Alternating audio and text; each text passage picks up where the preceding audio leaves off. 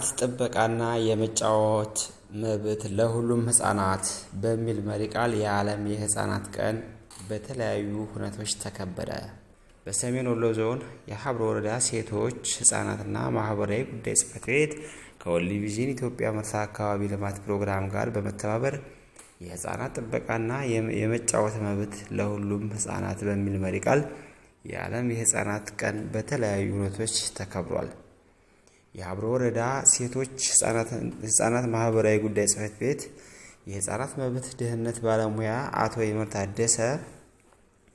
የህፃናቶችን ቀን ስናከብር የነገ ሀገር ተረካቢ ትውልዶችን በተገቢው ሁኔታ ማነጽና የነገ የተሻለ ዜጋን ማፍራት ስለሆነ ለህፃናቶች የሚያስፈልጋቸውን ነገሮች በተቻለ መጠን ማሟላትና መብቶቻቸውን ማክበር ከሁሉም ዜጋ ይጠበቃል ብለዋል። አቶ ይመር አያይዘውም ከሲሪቃ፣ ሰምቦ፣ አይገብር፣ ገራዶ፣ ድኮ፣ መሃላምባ፣ ዲብሶ፣ ወረካሎ፣ ወርጌሳ፣ አምሳሌ፣ አብዮት ፍሬ አንደኛ ደረጃ ትምህርት ቤቶች የተወከሉ መምህራንና ተማሪዎች ተሳታፊ ሲሆኑ በፓናል ውይይት በጥያቄና መልስ ውድድርና በስነ ጽሑፍ የቀረበ መሆኑን ጠቅሰው በዓሉ በሁሉም ትምህርት ቤቶች የተከበረ መሆኑንም ገልጸዋል።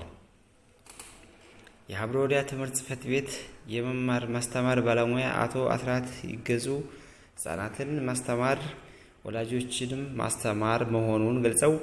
ለህፃናቶች ከሚያስፈልጋቸው መብቶች እንዲጫወቱ መፍቀድ አንዱ የማስተማሪያ ዘዴ መሆኑን ተገንዝበን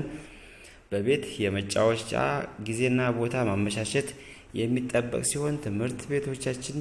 ከመማር ማስተማር ጋር ተያይዞ ክፍለ ጊዜ ተይዞለት አእምሯቸውን አካላቸውን ለማብቃት እንዲጫወቱ ከፍተኛ ስራ እየተሰራ መሆኑንም ገልጸዋል። የአማራ ክልል የህፃናት ትምህርት ተሳትፎ ቋሚ ኮሚቴ አባልና የሀብሮ ወረዳ የህፃናት ፓርላማ አፈ ጉባኤ ህፃን ሶስና ሀብታሙ እንደ ውርጌሳ አንደኛ ደረጃ ትምህርት ቤት የህፃናቶች መብት ለመጠበቅ የተለያዩ ስራዎች በመምህራኖች እገዛ እየተሰሩ መሆኑን ጠቁማ ወርልድ ቪዥን ኢትዮጵያ ለህፃናቶች እያደረገ ያለው ስራ የሚያበረታታና የሚመሰገን መሆኑንም ገልጻለች። ህፃን ሶስና አያይዘውም የዘንድሮውን የህፃናት ቀን መሪ ቃል ተግባራዊ ለማድረግ ወላጆች፣ ትምህርት ቤቶች እና ባለድርሻ አካላቶች ሚናቸውን ሊወጡ ይገባል ብላለች።